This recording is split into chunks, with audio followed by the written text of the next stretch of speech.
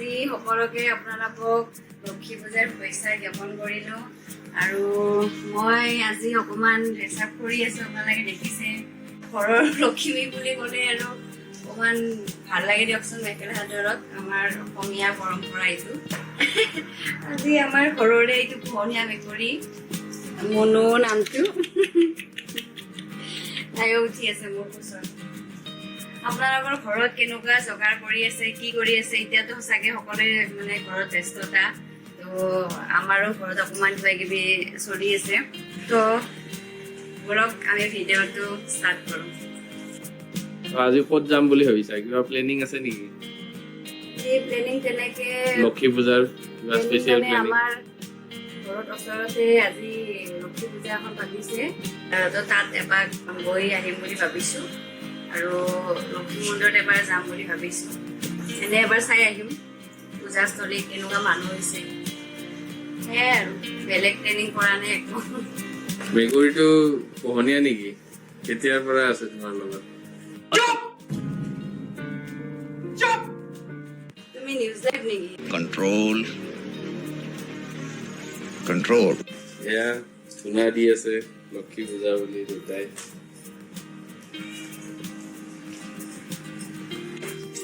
কিবা কোৱা আজি? অনুযায়ী আমি ধুনীয়াকে আৰু সন্ধিয়া আৰতি কৰিছো আৰু তাতে লক্ষী, সৰস্বতী, প্ৰমোদ, জ্যোতিৰ্ময়, ডেইজি, আমাৰ বগী মেকুৰী গোটেইখিনি আছে। গোটেইখিনি আছে। বন্ধুসকল, আপোনালোকৰ জনাব আজি কি কি আয়োজন কৰিছে আপোনালোকৰ ঘৰত। আমাৰ ঘৰতো দেখা পাইছে সৰু সুৰাকে অলপ চলপ কিবা তিনিও মিলি পেলাই আমি অলপ কিবা কিবি এনে আয়োজন কৰিছো ঘৰুৱাকে। বিশেষ আয়োজন একো নহয়, সৰু সুৰা জাষ্ট আৰু দেউতা, মই, মোৰ ৱাইফেও, এইবোৰে চেনেল এইটো, আৰু মই হৈছো আন্তৰতা এংকৰ। ভিডিঅ'টো চাই থাকক। বন্ধুসকল, আপোনালোকক তো আমি বাহিৰতে ভিডিঅ'বিলাক কৰি দেখুৱাই থাকোঁ। তো আজি আমি ঘৰতে ভিডিঅ' কৰি আছোঁ, ঘৰৰে কিবা কিবি আপোনালোকক দেখুৱাম।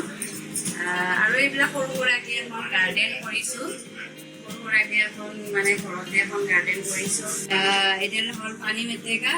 আমি মানে এডাল আপোনালোকে চাগে ভাবিছে পানী মেটেকা কিয় দিছে, মানে আমি শ্বিলং এবাৰ গৈছিলোঁ, তাত মানে এডাল দেখিছোঁ গছ, তাত এইটো সজাই থবৰ কাৰণে ইউজ কৰে। সজাই থবৰ কাৰণে use কৰে। আমি আচৰিত দেখিছো। আমাৰ ইয়াততো মানে আৰু মেক্সিমাম ইয়াৰ কষ্ট মানে বহুত হৈছে, এডালত মানে 400 তেনেকুৱা কষ্ট হৈছিলে।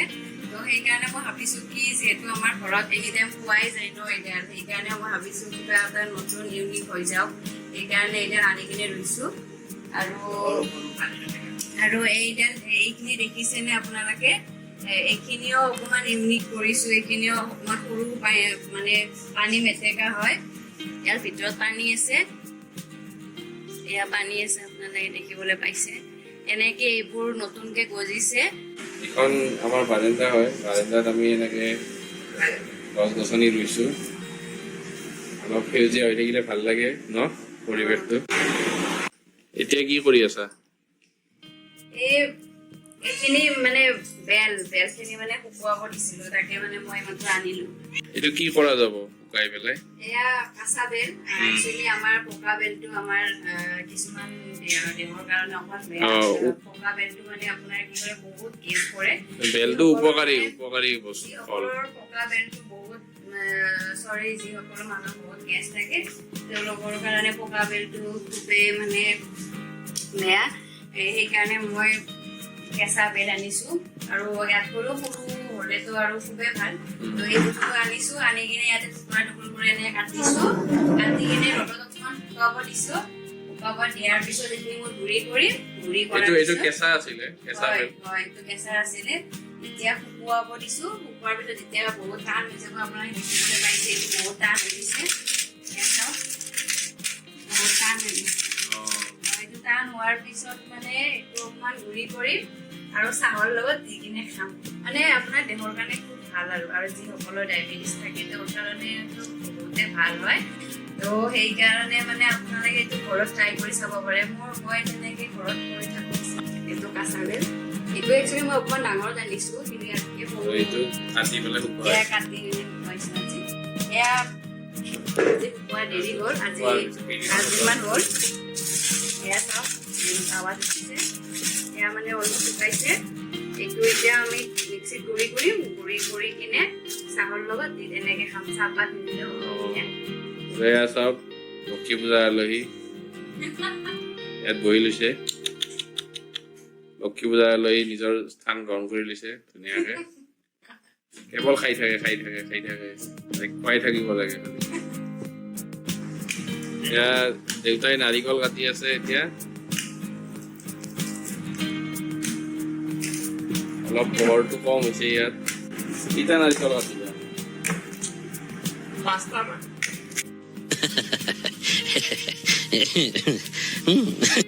এয়া আমাৰ লক্ষ্মী কামত লাগি গ'ল কি বনাই আছা চাহ বনাই আছো তোমাৰ গধূলি চাহ একাপ নাপালে খুব বেয়া লাগে আমাৰ অভ্যাস চাহ খোৱা গধূলি একাপ ৰাতিপুৱা একাপ তুমি মিঠাই খাবানে খাম দিয়া আৰু লক্ষী পূজা বুলি এটা মিঠাই খালে বেয়া পায় মোক খং কৰে মিঠাইটো বহুতে বেয়া আপোনালোকেও পাৰি বেয়া বস্তু ফল-মূলৰ পৰা এৰি দিয়ক তেতিয়া পিছলৈকে কথা নাই আৰু মিঠা আলু এইবিলাক সাংঘাতিক বেয়া বস্তু দেউতাৰ ইফালে নাৰিকল কাটা হ'ল চাগে এবাৰ চাওঁ ৰ'ব কাটিয়ে আছে নাৰিকল কাটাই হোৱা নাই এতিয়ালৈকে আৰু কটাৰীখন দি নাৰিকল কাটিছে নাখন ল'ব লাগে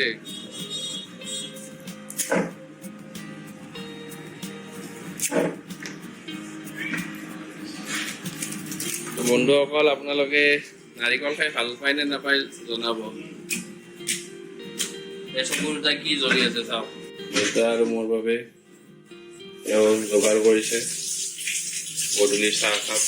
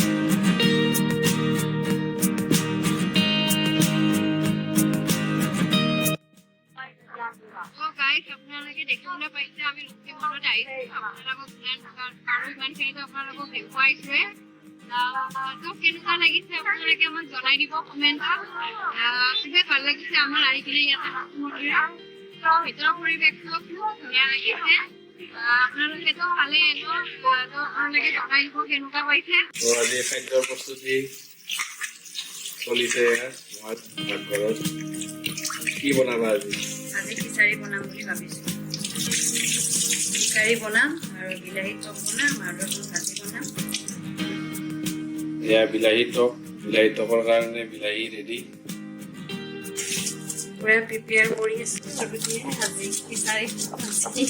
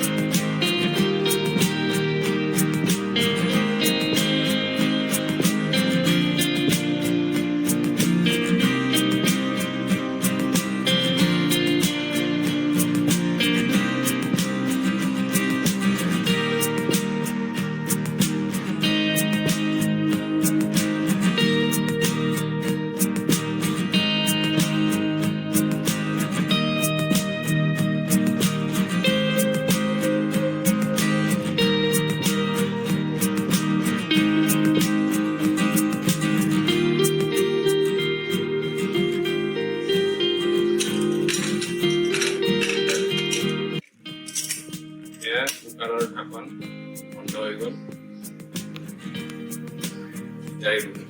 কুকাৰ ঢাকন খুলিলে খিচিৰি ৰেডি হৈ যাব তো বন্ধুসকল এয়া দেখা পাইছে খিচাৰী আমাৰ ৰেডি হৈ গৈছে আৰু খিচাৰীৰ লগত আছে এয়া পটল ভাজি আৰু কি আছে খিচাৰীৰ লগত এয়া বিলাহীৰ টক খিচাৰীৰ কাষে কাষে ধুনীয়াকৈ সজাই দিছে বন্ধুসকল অলপ খিচাৰীখিনি অলপ গোটা নিচিনা হৈছে শুকান হৈছে কিন্তু একচুৱেলি ময়ে তেনেকৈ শুকানকৈ বনাব কৈছোঁ কাৰণ মই ধুনীয়াকৈ খাই ইমান ভাল নাপাওঁ চ' আপোনালোকে ভাবিব পাৰে ইমান শুকান হৈছে চ' খিচাৰীজন চাগে ভাবিব পাৰে এয়া খোৱা আৰম্ভ কৰিছে কেনেকুৱা হৈছে নিমখ চিমখ সোৱাদ কেনেকুৱা